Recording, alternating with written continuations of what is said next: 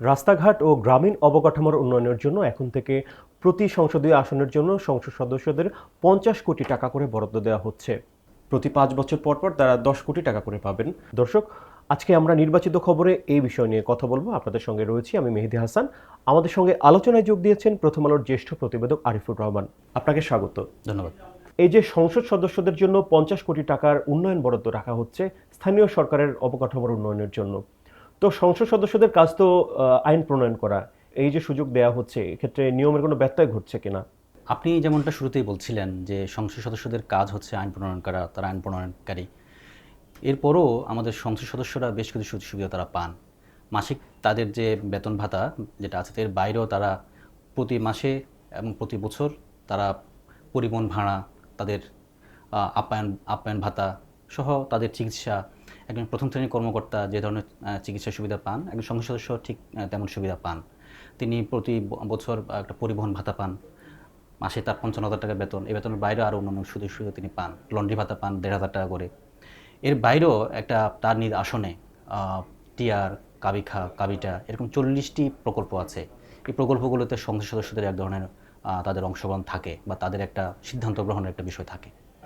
এর বাইরেও একজন যেটা আপনি বলছেন যে একজন সংসদ সদস্য তার নিজ আসনের উন্নয়নে, সেটা গ্রামীণ রাস্তাঘাট, হাটবাজার সহ অন্যান্য সংস্কার, পাকাকরণ যেটা স্থানীয় সরকার মন্ত্রণালয়ের মাধ্যমে করা হয়, সেজন্য আপনি বলছিলেন যে 50 কোটি টাকা করার একটা সরকার একটা সিদ্ধান্ত নিতে যাচ্ছে।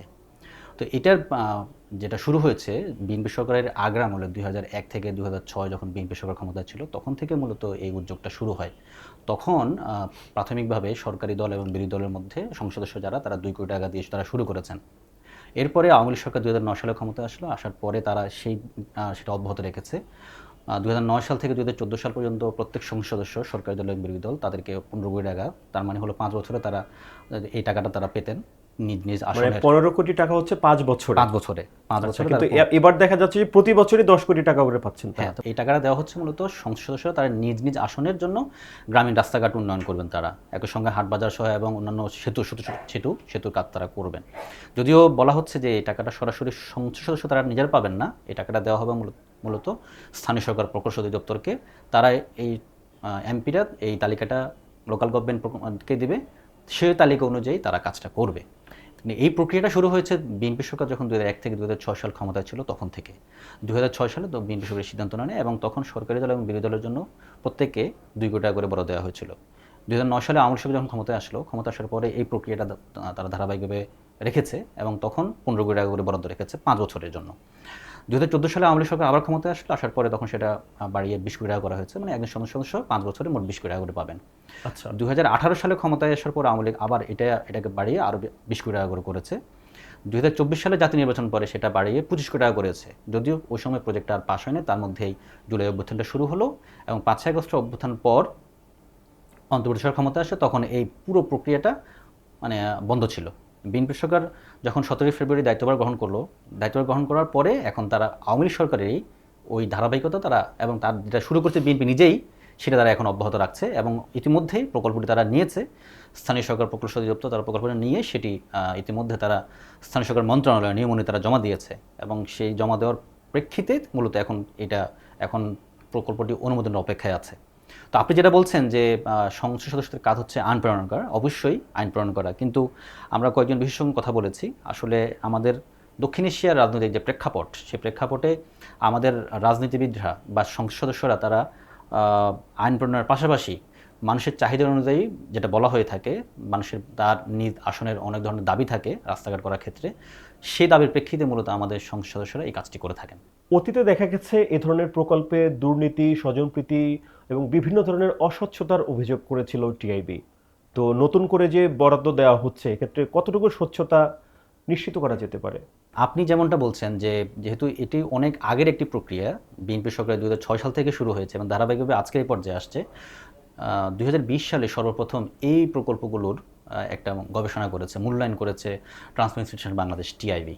তারা বিবেচনার ভিত্তিতে যেহেতু সারা বাংলাদেশে কাজটা চলমান, তারা সেখান থেকে কিছু প্রজেক্ট স্কিম তারা হাতে নিয়েছে এবং তারা সেটা গবেষণা করেছে। তারা দেখেছে যে এখানে আসলে এই কর্মসূচির মধ্যে বা এই স্কিমের মধ্যে বেশ কিছু অনিয়ম তারা খুঁজে পেয়েছে। এর মধ্যে হচ্ছে যে একজন সংসদ সদস্য যেহেতু তার এলাকার মধ্যে তার একটা প্রভাব থাকে, স্বাভাবিকভাবেই সেখানে যে যারা এই কাজটা পান রাস্তাঘাট সংস্কারের ক্ষেত্রে বা সেতু নির্মাণের ক্ষেত্রে বা হাট বাজার করার ক্ষেত্রে, সেখানে তার পছন্দের জায়গা এলাকাগুলো বা তার পছন্দের রাস্তার একটা অগ্রাধিকার পান। একই সঙ্গে এই কাজটা করতে গিয়ে একজন ঠিকাদার তার পছন্দের বা সংসদ সদস্যের পছন্দের বাইরে পাওয়াটা আসলে কাজটা খুব কঠিন। এই রাস্তাঘাটগুলো করতে গিয়ে যে ধরনের নির্মাণ সামগ্রী ব্যবহার করা হয় সেগুলোর নির্মাণ সামগ্রীগুলো খুবই নিম্নমানের, এটা টিআইবি তাদের গবেষণায় দেখিয়েছে। এবং এখানে যে একটা কমিশন বাণিজ্য হয় সেটাও গবেষণায় উঠে এসছে।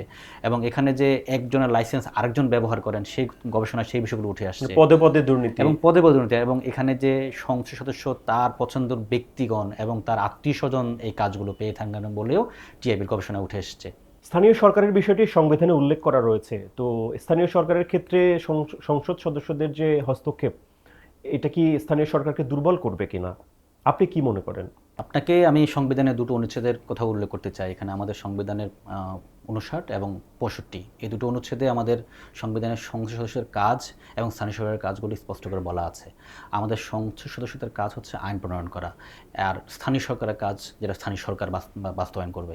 যদিও যেটা আমি আপনাকে বলছিলাম যে আমাদের দক্ষিণ এশিয়ার এই জিনিসটি এখন হয়ে ওঠেনি। স্বাভাবিকভাবেই একজন সংসদ সদস্য তিনি আইন প্রণয়ন করবেন এবং জেলা পরিষদের চেয়ারম্যান থাকবেন, যেটা স্থানীয় সরকার আমরা বলছি, উপজেলা পরিষদ চেয়ারম্যান থাকবেন, ইউনিয়ন পরিষদ, পৌরসভা, সেগুলো স্থানীয় সরকারের কাজ। স্থানীয় সরকারের যে প্রশাসন আছেন তারা সেটা করবেন। কিন্তু আমাদের এখানে সেটা পরিলক্ষিত হয় না। কারণ হলো যে স্বাভাবিকভাবে আপনি জানেন যে বর্তমান সরকার ক্ষমতায় আসার পরে উপজেলা পরিষদের সংসদ সদস্যদের জন্য আলাদা একটা রুম বা একটা কক্ষ করার একটা সিদ্ধান্ত নেওয়া হয়েছে। আপনি জানেন যে এখন পর্যন্ত আমাদের স্থানীয় নির্বাচনগুলো শুরু হয় নাই। তো এখানে উপজেলা পরিষদের নির্বাচনটা আদৌ সামনের দিনগুলো হবে কিনা, কারণ যেহেতু উপজেলা পরিষদের জায়গাতে সেখানে একজন সংসদ সদস্যকে অন্তর্ভুক্ত করা হচ্ছে এবং তার একটা কক্ষ ব্যবহারের সুযোগ দেওয়া হচ্ছে। তো আমাদের দীর্ঘদিন ধরে, এটা শুধু এখন না, অনেক আগ থেকে আমাদের স্থানীয় সরকার দুর্বল হয়ে আছে এবং সেই স্থানীয় সরকারকে যে শক্তিশালী করার ক্ষেত্রে সরকার, এর আগে যে সরকার ছিল সে সরকার কখনোই ওরকম উদ্যোগ বা আগ্রহ তাদের ছিল না। ফলে সংসদ সদস্যরা এখানে মূল প্রভাবক হিসেবে দায়িত্ব পালন করেন। সেখানে উপজেলা পরিষদের চেয়ারম্যান বা জেলা পরিষদের চেয়ারম্যান তারা আসলে তাদের যে ভূমিকাটা সেটা তারা আসলে দেখা যায় না। সেক্ষেত্রে বলা যায় যে জনগণের যে রায়, জনপ্রতিনিধি নির্বাচন করছে স্থানীয় সরকার, তাদের যে রায়, সেই রায় বাস্তবায়নের জন্য যোগ্য লোক তারা পাচ্ছে না, এরকম কি বলা যাচ্ছে কি? আমাদের সাধারণ মানুষ, সেটা সংসদ সদস্যের কাছে অনেক চাহিদা থাকে। তো সেই চাহিদাটা আসলে সবাই চায় তার রাস্তাঘাটটা উন্নয়ন হোক, সবাই চায় হলো তার এলাকায় সেতু হোক, তার এলাকায় অন্যান্য অবকাঠামো হোক। কিন্তু গত 16 বা 20 বছরে আমাদের উন্নয়ন কাঠামোতে যে বৈষম্যের জায়গাটা হয়েছে, যেটা সত্যিকার অর্থেই যেটা স্থানীয় সরকার প্রকৌশলী দপ্তরের যে তথ্য দেখা যাচ্ছে যে উন্নয়নটা হয়েছে একটি অঞ্চল কেন্দ্রিক এবং আমাদের উন্নয়নের বৈষম্যটা দীর্ঘদিন ধরে হয়ে আসছে।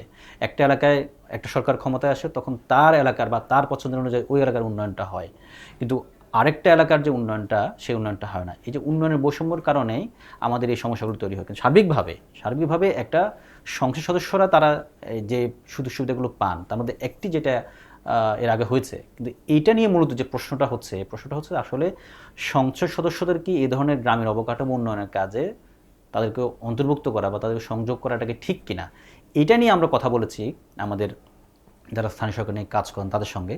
তারা যেটা বলার চেষ্টা করেছেন, এই বিতর্কটা থাকবে। কারণ হচ্ছে যে আপনি যেহেতু সাধারণ মানুষ চায় যে তার এলাকার উন্নয়নটা হোক এবং তিনি যেহেতু তার ভোট দিয়ে একজন সংসদ সদস্য নির্বাচন করেন, তার উপরে একটা অধিকার বা তার উপরে একটা দাবি সাধারণ মানুষের থেকেই থাকে। সেই জায়গা থেকে মানুষ তো আর বুঝতে পারে না বা জানে না যে আসলে একজন সংসদ সদস্যের কাজ কী। তিনি যে শুধু আইন প্রণয়ন করবেন তা না, তিনি তার কাছ থেকে রাস্তাঘাটের উন্নয়নটা চান। সেক্ষেত্রে এই বিতর্ক যেটা যে একজন সংসদ সদস্য তিনি কি আইন প্রণয়ন করবেন নাকি তিনি গ্রামীণ রাস্তাঘাটের উন্নয়ন করবেন, সেটা বিতর্কটা থাকতেই পারে, বিতর্ক চলতেই পারে। আপনি যেমনটি বলেছিলেন আলোচনায় যে এর আগে 25 কোটি টাকা দেওয়া হয়েছিল সংসদ সদস্যদের, সেটা বাড়িয়ে 50 কোটি টাকা করা হচ্ছে। তো আগের যে প্রকল্পগুলো নেওয়া হয়েছিল সেই কাজগুলোতে সবগুলো বাস্তবায়ন হয়নি। এখন নতুন করে আরো বেশি অর্থ বরাদ্দ দেওয়া হচ্ছে, এক্ষেত্রে কি আসলে সব যেগুলো বরাদ্দ দেওয়া হবে বাস্তবায়ন কি সম্পূর্ণ হবে? আপনার কি মনে হচ্ছে আসলে? এই বিগত সরকারের সময় মানে আওয়ামী লীগ সরকারের সময় 25 কোটি টাকা করে যে প্রজেক্টটি, সেই প্রজেক্ট তারা তো পাশ করে দিতে পারে নাই, কিন্তু আমরা জানতে চেয়েছিলাম যে 25 কোটি টাকা থেকে বাড়িয়ে এক লাফে কেন দ্বিগুণ করা হলো? 50 কোটি টাকা করা হচ্ছে। এই 50 কোটি টাকার বাইরে আরও 3 কোটি টাকা করে রাখা হচ্ছে যে আগামী দিনগুলোতে মানে সংসদ বা এই সরকারের যখন আগামী 1 বছর বা 2 বছর দিকে থাকবে, তখন যদি নতুন কোনো চাহিদা সংসদে তার আসনে প্রয়োজন হয়, সেক্ষেত্রে আরও 3 কোটি টাকা বাড়তি বরাদ্দ রাখা হচ্ছে। সব মিলিয়ে 53 কোটি টাকা করে তারা একজন সংসদ সদস্য পেতে যাচ্ছেন। এই প্রজেক্টটি হয়তো বা এই বছরের শেষের দিকে পাশ হওয়ার একটা সম্ভাবনা আছে। কিন্তু এই প্রজেক্টটা বিএনপি সরকার যেটা করছে, আওয়ামী লীগ সরকার চেয়ে একটু ভিন্নভাবে তারা বাস্তবায়ন করার চেষ্টা করছে। তারা বিগত সরকারের সময় সারা বাংলাদেশে একসঙ্গে একটা প্রকল্প নেওয়া হয়েছিল, কিন্তু এবার সেটা ভাগ করা হয়েছে। 8টা বিভাগের জন্য 8টা প্রকল্প নেওয়া হবে এবং সংসদীয়, আপনি জানেন যে আমাদের মূলত 279 জন সংসদ সদস্যের জন্য এই প্রজেক্টে বাস্তবায়ন করা হবে। বাকি 21 জন, যেটা সিটি কর্পোরেশনের মধ্যে অন্তর্ভুক্ত 21টি আসন আছে, সেই 21টি আসনের সংসদ সদস্যরা এই টাকাটা পাবেন না। একই সঙ্গে আমাদের যে সংসদের নারী সংরক্ষিত সদস্য যারা আছেন নারীরা, তারাও এই টাকাটা পাবেন না। এই টাকাটা মূলত হচ্ছে যে সিটি কর্পোরেশনের বাইরে। প্রশ্নটা হলো যে কেন 50 কোটি টাকা হলো? আমি যেটা জানতে চাইছিলাম, তখন তারা বললো যে বর্তমানে যে মূল্যস্ফীতির যে ঊর্ধ্বগতিটা, এইটা তাদেরকে এই প্রজেক্ট কস্টিংটা বাড়াচ্ছে। একই সঙ্গে আগামী 1 বছর পর 2 বছর পরে বা স্থানীয় সরকার প্রকৌশল অধিদপ্তরের এখন যে রেট শিডিউলটা আছে, সেই রেট শিডিউলটা 2018 সালের চেয়ে এখন অনেক বেশি। এই সমস্ত কারণে এবং অন্যান্য নির্মাণ সামগ্রী যে বলতে, যেটা আমরা বুঝাচ্ছি রড, সিমেন্ট সহ বালু, অন্যান্য এই বিষয়গুলোর দামও গত 5-6 বছরে বেড়েছে। এসব কারণে মূলত এই প্রজেক্টের ব্যয়, যেটা আগে ছিল 25 কোটি টাকা করে, সেটা এখন প্রত্যেক এমপিকে 50 কোটি টাকা করে দেওয়ার একটা সিদ্ধান্ত নেওয়া হয়েছে। আপনার কাছে সবশেষ একটি বিষয় জানতে চাইবো যে এই প্রকল্প যদি বাস্তবায়ন হয় সাধারণ মানুষের জন্য কতটুকু উপকার হবে? সাধারণ মানুষের জন্য উপকার তো হবেই, অবশ্যই হবে। সেটা হলো যে রাস্তাঘাট তো অনেক জায়গায় আমরা একটা হিসেব দেখেছি যে স্থানীয় সরকার প্রকৌশল দপ্তরের তথ্য মতে যে এখনও 40-43% সারা বাংলাদেশে তাদের যে এরিয়া, সেখানে পাকা রাস্তা হয়েছে। আরও অনেক রাস্তা এখনও পাকা হয়নি, কাঁচা রাস্তা এখনও রয়ে গেছে। তো সেই জায়গাগুলোতে নিশ্চয়ই পাকা রাস্তা প্রয়োজন মানুষের আছে। একই সঙ্গে অনেকগুলো ছোট ছোট সেতু যেগুলো ভেঙে গেছে বা সংস্কার হয়নি, দীর্ঘদিন ধরে সংস্কার হয়নি, সেগুলো সংস্কারের উদ্যোগ নেওয়া হয়েছে। কিন্তু প্রশ্নটা হবে যে মানটা নিয়ে, যেটা অবশ্যই প্রশ্নটা আমাদের মান এবং কাজের স্বচ্ছতা জায়গাটা। সেক্ষেত্রে নতুন যারা সংসদ সদস্য নির্বাচিত হয়েছেন, আমরা 2-1 জনের সঙ্গে কথা বলেছি বিশেষজ্ঞ, তারা বলছেন যে বিগত সরকারের সময়ে সংসদ সদস্যরা যেরকম সরাসরি প্রত্যক্ষ এবং পরোক্ষভাবে ভূমিকা রেখেছেন, নতুন যারা হয়েছেন সেই ক্ষেত্রে তাদের যাতে সরাসরি ভূমিকাটা না থাকে, এখানে যাতে সরকারের একটা বড় ধরনের একটা প্রভাবক জায়গা থাকে, যে বা মনিটরিং সিস্টেম থাকে, যাতে এমপিরা যাতে কোনোভাবেই এই জায়গাগুলোতে কোনো ধরনের হস্তক্ষেপ করতে না পারে, এবং এই ঠিকাদার পছন্দ এবং ঠিকাদারের কাছ থেকে কমিশন খাওয়া, এই জিনিসগুলো যাতে করতে না পারে, এবং নিজের পছন্দের জায়গাগুলোতে অগ্রাধিকার দেওয়া, সেগুলো যাতে না হয়, এবং কমিশন বাণিজ্য যাতে না হয়, একজনের ঠিকাদার কাজ পাওয়া যাতে অন্যজন কাজটা না পায় যার কোনো অভিজ্ঞতা নাই। এই জিনিসগুলো যদি নিশ্চিত করা যায়, তাহলে কাজের মানটা ভালো হবে। আপনাকে অসংখ্য ধন্যবাদ। আপনাকে ধন্যবাদ। দর্শক, আমরা কথা বলছিলাম প্রত্যেক সংসদ সদস্যদের জন্য 50 কোটি টাকা স্থানীয় সরকারের উন্নয়ন বরাদ্দর বিষয় নিয়ে। আগামীকাল নতুন কোনো বিষয় নিয়ে আপনাদের সামনে হাজির হব। ততক্ষণ ভালো থাকুন, সুস্থ থাকুন, প্রথম আলোর সঙ্গেই থাকুন।